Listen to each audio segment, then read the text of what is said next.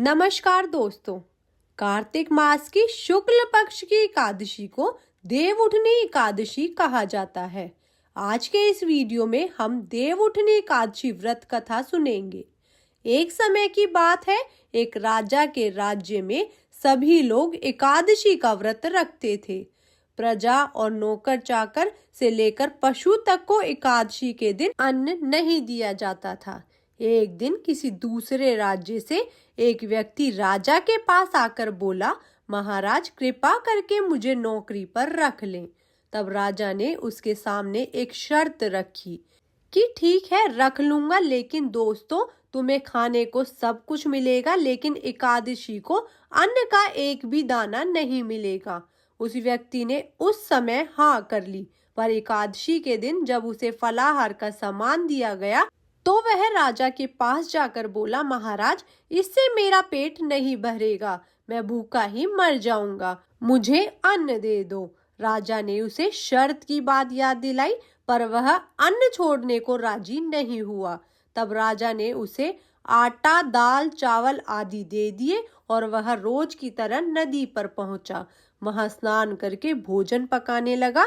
जब भोजन बन गया तो उसने भगवान को बुलाया, आओ भगवान भोजन तैयार है। उसके बुलाने पर पीतांबर धारण किए हुए भगवान चतुर्भुज रूप में उसके सामने आ गए और प्रेम से उसके साथ भोजन करने लगे। भोजन करने के बाद भगवान अंतर ध्यान हो गए और वह अपने काम पर चला गया। 15 दिन बाद अगली एकादशी पर वह राजा से कहने लगा, महाराज मुझे 2 गुना सामान दीजिए, उस दिन तो मैं भूखा ही रह गया।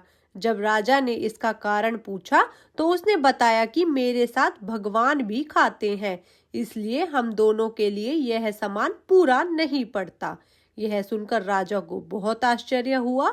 वह बोला, मैं नहीं मान सकता कि भगवान तुम्हारे साथ खाते हैं। मैं तो इतना व्रत रखता हूँ, पूजा करता हूँ, पर भगवान ने मुझे कभी दर्शन नहीं दिए। राजा की बात सुनकर वह बोला, महाराज यदि विश्वास ना हो तो मेरे साथ चलकर देख लो। राजा एक पेड़ के पीछे छुपकर बैठ गया। उस व्यक्ति ने भोजन बनाया और भगवान को शाम तक पुकारता रहा, परंतु भगवान नहीं आए। अंत में उसने कहा कि भगवान यदि आप नहीं आए तो मैं नदी में कूदकर अपने प्राण त्याग दूंगा, लेकिन फिर भी भगवान नहीं आए। जब वह प्राण त्यागने के उद्देश्य से नदी की तरफ बढ़ा और प्राण त्यागने का उसका दृढ़ इरादा जानकर भगवान शीघ्र ही प्रकट हो गए और उन्होंने उसे रोक लिया और उसके साथ बैठकर भोजन करने लगे। खा पीकर उसे अपने विमान में बिठाकर अपने साथ अपने धाम लेकर चले गए।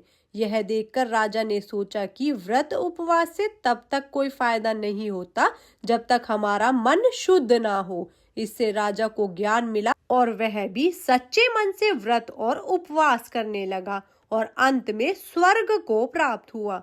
जय हो विष्णु भगवान की जय हो। तो दोस्तों कैसी लगी आपको आज की यह वीडियो? ऐसी और वीडियो के लिए हमारे चैनल भक्ति व्रत कथा को सब्सक्राइब करना ना भूलें। वीडियो को लाइक और शेयर करें। धन्यवाद। जय श्री कृष्णा।